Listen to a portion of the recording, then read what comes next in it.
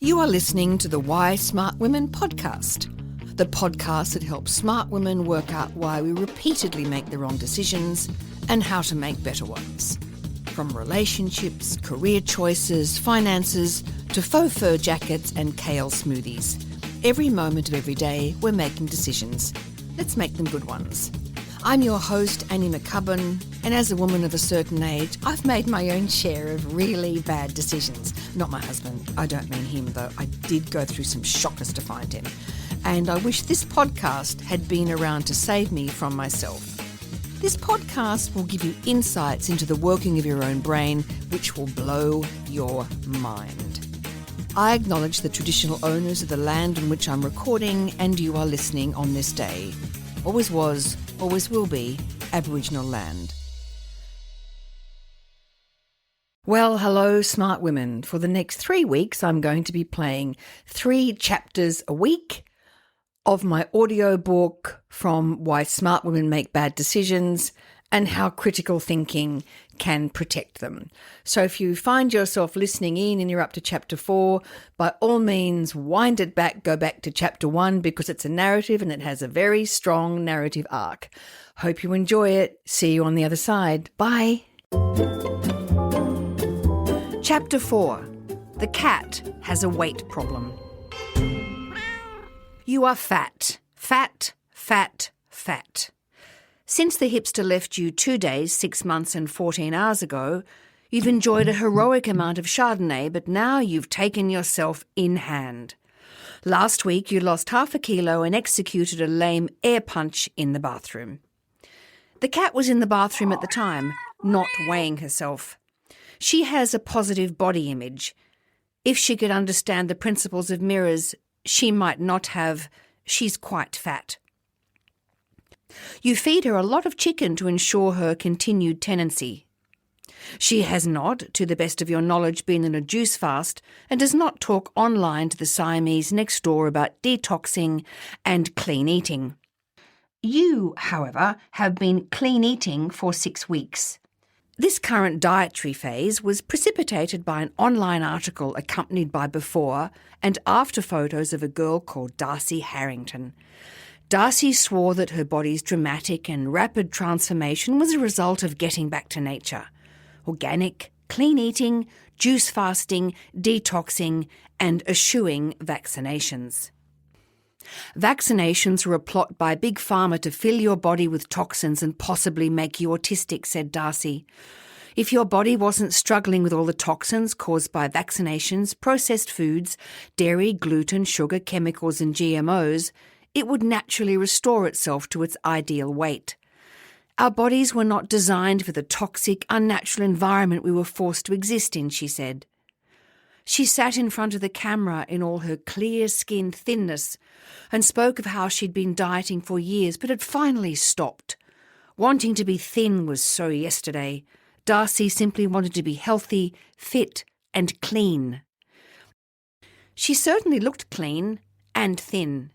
To be honest, you weren't that bothered about the healthy, clean thing, and your cousin had developed measles as an adult as a result of your aunt being a serious anti-vaxxer. He nearly died and didn't speak to your aunt for 2 years, so you think Darcy's anti-vax stance is seriously wacky too. It was the thinness you were after. You'd imagined yourself in a month's time. You'd run into the hipster at a club. He'd be amazed and stunned by your thin beauty. He'd want to buy you a drink and tell you how sorry he was, but he wouldn't be able to get near you, surrounded as you were by fawning, adoring men. Your envious co-workers would gather around you and say, "You look amazing." Really? You'd say, sipping your celery juice. Thanks, yes, I've lost 3 kilos. They'd ask how you did it and you would say, I just ate clean and exercised more. It's not rocket science. Unfortunately, despite all the detoxing and clean eating, you've put the 0.5 kilo back on again since last week. You'd looked online for an explanation for this vengeful withholding of weight loss by your body, and the internet had reassuringly suggested it was probably fluid. You hate fluid. Fluid is to blame for everything. Rain is fluid, and it's wildly inconvenient. You see very thin but surprisingly cheery Mrs. Hume from flat 10, at her newly instituted get-to-know-your-neighbours dinners. Prior to her metamorphosis, your only dealings with her were in relation to the bin position on the verge. She would wait in the shadows at the side of the flats and watch you put the bin out. If its positioning was not to her liking, she would emerge scowling from the gloom, pointing one fairy tale crone gnarled finger at the offending bin.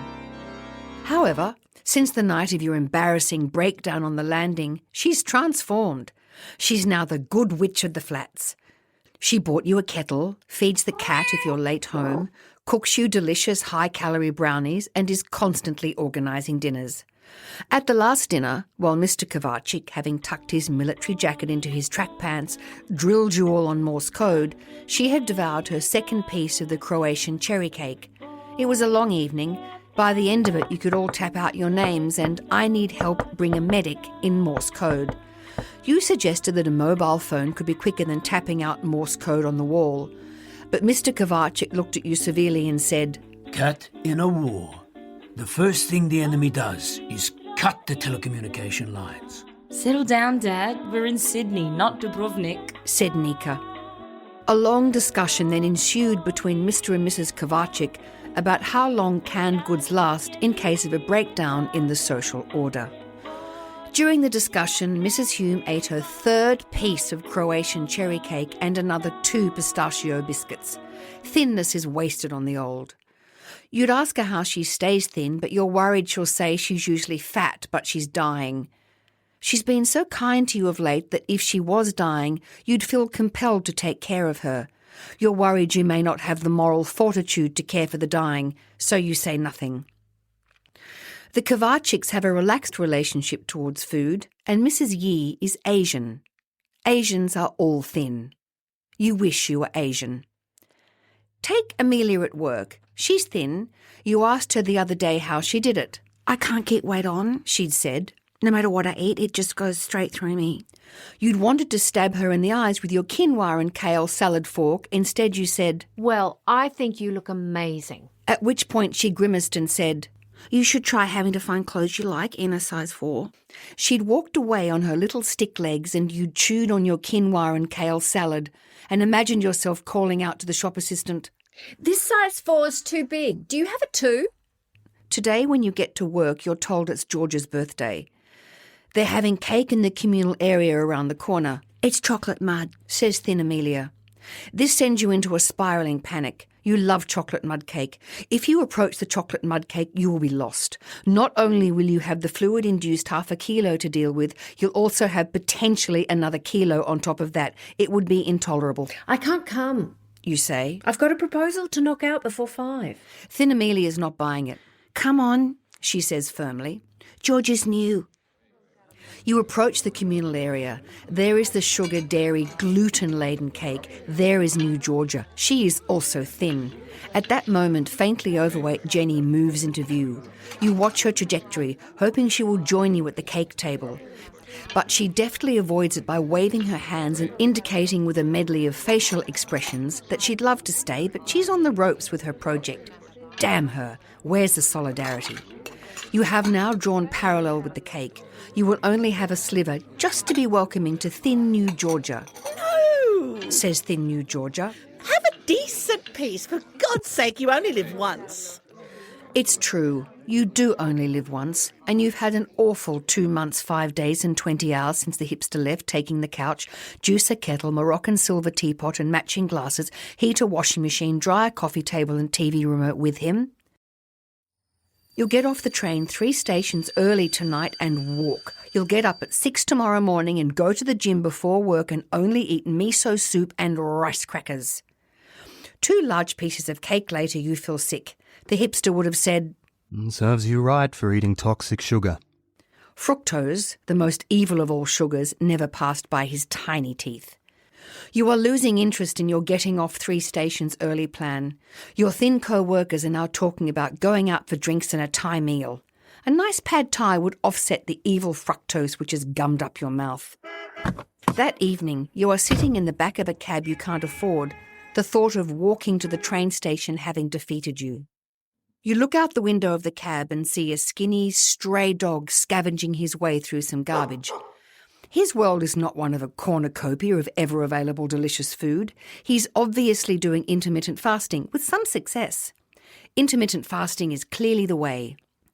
The modern world is too replete with temptation. You are clearly eating too often. You must break the habit. You will go to a pet-friendly health farm. You and the cat will get back on track to health and fitness. After your stay at the pet-friendly health farm, you will have established fabulous new habits. You will acclimatise the cat to being walked on a lead. You'll be famous throughout the neighbourhood for being the fit woman with the hilarious cat who walks on a lead. If you can't find any pet-friendly health farms, you'll raise the capital and open one. It'll be a world first, up in some hinterlands somewhere. Healthy places where you can reclaim your wellness are always set in hinterlands. The cat will age gracefully, sitting in the foyer of the pet-friendly health farm, while you carry clients' luggage to their rooms effortlessly with your muscular arms. You and the cat will be an inspiration to all guests and pets, combining brilliant business acumen, creative marketing, and a hugely successful top 10 Christmas gift book. Wellness for you and your pet. Also, the hipster will try and book in, but the pet-friendly health farm will be booked out solidly for at least a year. You arrive at the flats and get out of the cab. The cat is staring at you from the lounge room window, blissfully unaware that her chicken ration is about to be halved. You wave at her. She lifts a paw, places it on the glass. She's going to be a real winner at the farm. Cat's not actually fat. Not that there's anything wrong with being fat. All right, people, we know that food is a tricky issue, so let's pick apart some of the issues in this chapter. We need to talk about perfectionism. Cat is not fat. Cat has a seriously skewed notion of how she should look. Whether or not she's overweight is not the point. Her unhelpful cognitive process is such that she constantly feels like she's failed. Her perfectionism, her impossible desire to be perfect, feeds the notion that if she doesn't adhere to an extreme diet, she may as well give up. She's constantly defeated by her own unrealistic expectations. If she eats something she feels she shouldn't, instead of allowing her attention to move on, she fixates on it. It takes up an inappropriate amount of attention from her brain. She catastrophizes that it's not just an errant moment, but disastrous. In answer to this skewed response, she then sets herself up for further failure by planning a punishing, unrealistic routine of exercise and restraint. Then, she berates herself when she doesn't stick to it with the thought that she's weak and pathetic. This judgment of herself keeps Cat trapped in the limbic system, going round and round in a pointless emotional circle. She's an all-or-nothing girl.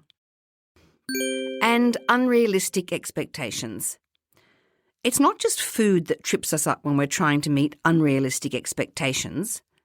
Study, exercise, managing our own behaviour, the expectations we perceive from others, perfectionism can trigger us at every turn. The fear of failure and judgment can be crippling. Cat needs to have realistic expectations of herself and set herself manageable goals, not swing wildly from one unattainable goal to the next. That's easy to say, but when perfectionism has a grip on you, going for a rational response to the situation can be extremely challenging. What's going on with your limbic system and food? Miriam and her friend Harriet have been roaming about the savannah looking for acai superfood berries to lightly sauté back at their campsite. They are both hungry, having not eaten since yesterday lunchtime. With the light fading, they give up their literally fruitless search and head back to camp, where they are greeted by the smell of roasting impala. The fact the meat is roasted is a new and excellent improvement since Philip, Miriam's partner, accidentally discovered fire last Thursday. It should be noted that they are not eating impala and sourdough bread, not because they've been reading Pete Evans and are on the paleo diet, but because bread hasn't been invented yet. Also, on that note, since their life expectancy is probably 30, you shouldn't be rushing to get on the paleo diet just yet. So, they are sitting around eating as much roasted impala as their stomachs will hold, unconcerned that the fat hasn't been trimmed off. Not just because knives haven't been invented, but because they're not worried about eating fat at all. They never think about it. Why? Because they might not eat again for a couple more days or longer if Philip's hunting party themselves are calorie deprived and therefore off their game, literally. Miriam, Harriet and Philip and the rest of the group are very driven to eat calorie-dense food. It means survival. The hypothalamus in the limbic system drives their hunger. It did then, it does now. Being driven by hunger was essential back then if we were to survive. Food was scarce and competition was stiff. When we did get to eat, we didn't sit around discussing what jus to serve it with. We didn't question whether we'd expended enough calories at the gym to eat the potato. Fat and sugar from whatever berries or fruits were available were the bomb. We saw them, we ate them, we lived to see another day. The evolutionary drivers that motivated our forebears to eat calorie-dense foods whenever they presented themselves are still operating in our brains today. So, Kat's frontal lobe, which is crucial in planning, is involved in a gargantuan battle with her limbic system. Our limbic system tends to view the chocolate cake, pad thai and a glass of wine with the same urgency as we did the impala. It's up to the frontal lobe to explain that we don't need the chocolate cake because we'll probably only be walking to the lift, not running for 5 hours to get a fig and a bit of papyrus root. Unfortunately, the limbic system will still often triumph, making the decision to eat the cake, and then the frontal lobe will obediently post-rationalise our decision with the thought that we've had a hard week and we deserve something sweet. Emotion versus reason. Again. So we eat the wrong thing. We feel guilty. We go online and find some thin blonde who recommends the latest in diets. You know it has to be good because apparently everybody in Hollywood is doing it and they all look great. Let's have a word about the online diets, the appeal to nature, anti-vaxxers and also organic.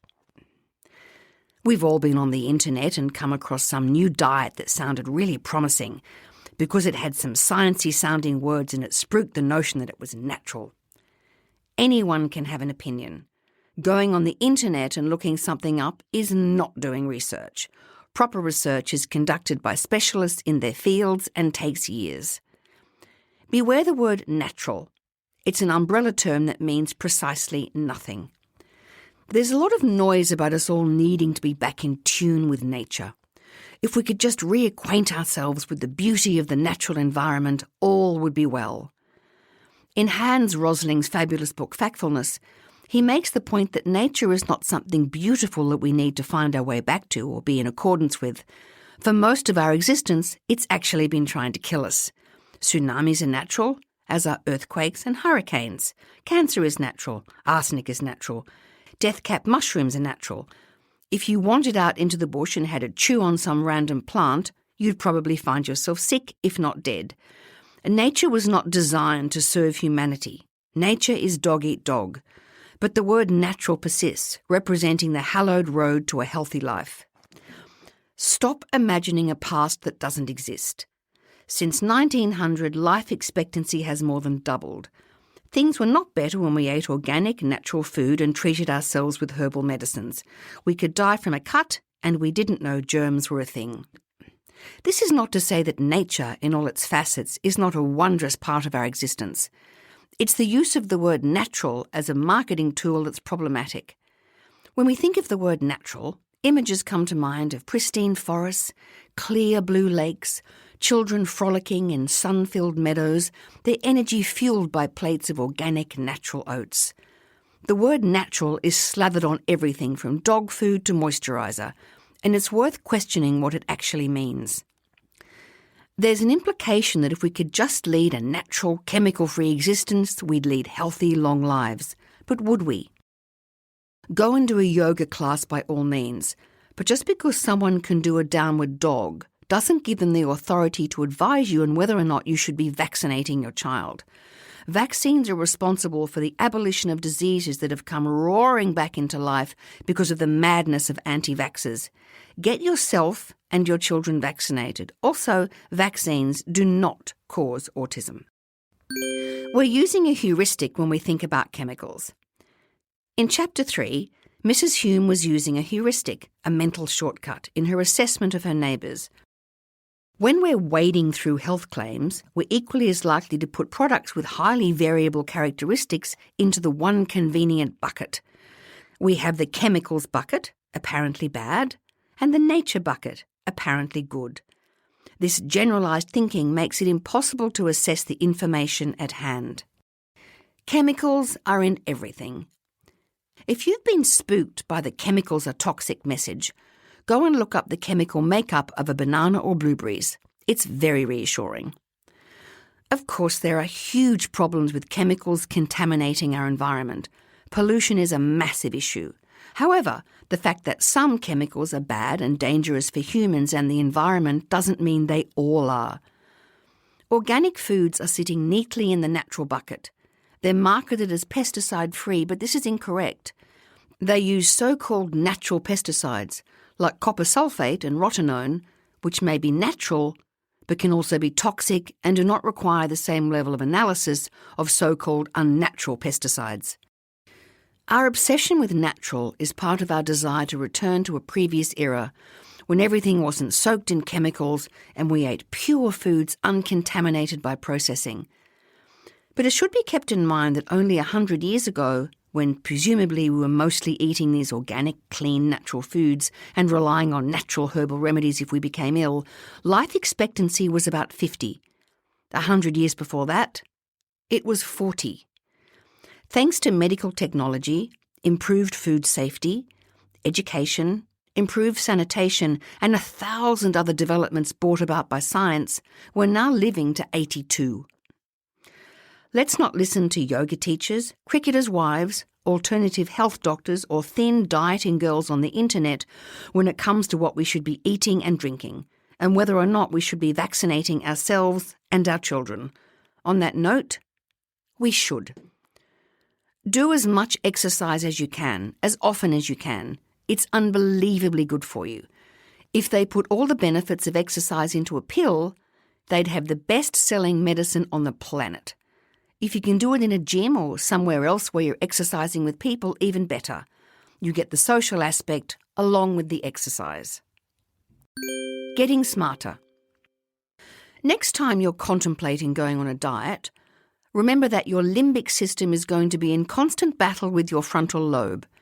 And no matter how green, paleo, organic, keto, non-GMO or intermittent it is, it's still your frontal lobe that has to convince you day in and day out not to eat the chocolate. Give yourself a break. Your brain is not on your side when it comes to trying to control your eating. And anyway, a lot of the diets are pseudoscience and are dead wrong and stupid. The words ancient, traditional and natural should all be viewed through a skeptical lens. Even if you're not obsessed with the latest dietary fad, that doesn't mean eating sensibly is easy. So beware of setting yourself up for failure. Try to set yourself reasonable goals that you have some chance of achieving, because at the end of the day, your brain is going to take a lot of convincing. And finally, I know I'm diving into a huge pool of social expectations, but it's probably worth asking yourself what's driving your need for weight loss and whether it's reasonable. Who knows? You might discover you're fine just the way you are. What an astonishing proposition. Get your thoughts straight. Loosen the corset. If you're redoing tasks because you fear they're not perfect, you're in the grip of perfectionism. Send the proposal, do the presentation, allow employees to take full responsibility for something without you having to compulsively recheck their work. Dump the diet. If you are prone to setting yourself unrealistic goals in relation to dieting, see if you can approach your health from a more practical place. Make a note of how much your mental energy is chewed up thinking about your food consumption. Consider what else you could be doing with your brain if that time was freed up. You're on a hiding to nothing because your limbic system is not on your side. Trolley tracking. Make a note of your voyage down the supermarket aisle. How much critical thinking are you applying to your shopping? Words to be suspicious of include natural, diet, organic, GMO-free, gluten-free, unless you're a celiac, low-fat, no preservatives, chemical-free. The pedestal effect. Do you buy products because a celebrity you like endorses them? Stop it. End of Chapter 4.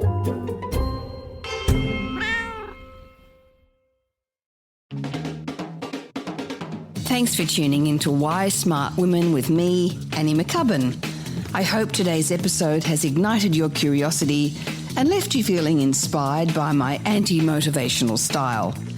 Join me next time as we continue to unravel the fascinating layers of our brains and develop ways to sort out the fact from the fiction and the over 6,000 thoughts we have in the course of every day.